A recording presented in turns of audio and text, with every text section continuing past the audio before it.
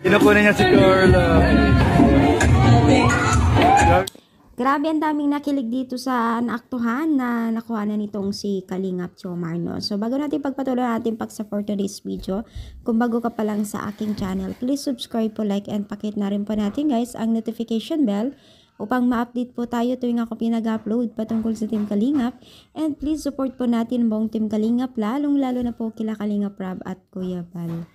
So, ayun na nga, no? Maraming kinilig dito sa nakuhanan at on that spot po na hindi akalain ng lahat at hindi alam ni Jomar ito na nakuhanan ng camera habang todo support po siya kaya Carla habang sumasayaw sa naganap na birthday celebrant po ni Baby Rabay. So, marami pong kinilig dito na punto, ano?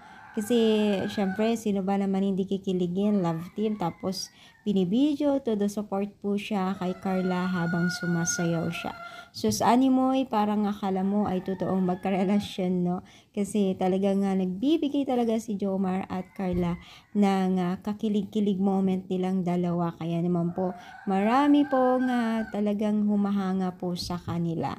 At syempre, nakakatuwa guys kasi hindi po nila tinuring na iba itong si Carla.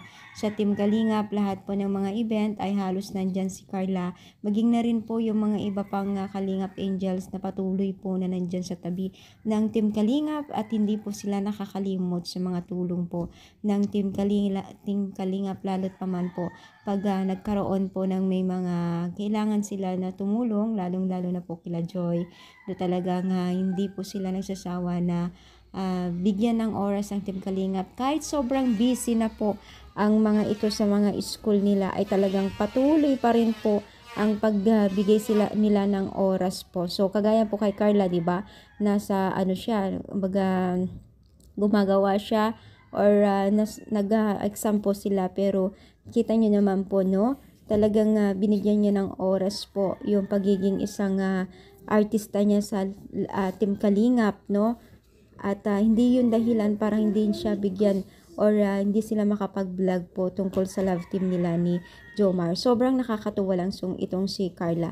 Sana naman po ay hindi po siya magbabago sa mga nakaganapan at habang nandyan siya sa Team Kalingap ay sana marunong siya pa rin pong makisama sa mga bagay-bagay na plano po ng Team Kalingap at yun ay napaka-bless naman po sa Team Kalingap kung siya po ay makikipag-communicate at magbibigay po ng time po tuwing po ay kailangan po siya sa Team Kalingap dahil po ay dun po yung time na nagsusuporta po ng Team Kalingap, dun sila nagkukuha. So anong masasabi niyo? Comment down, pa-like po.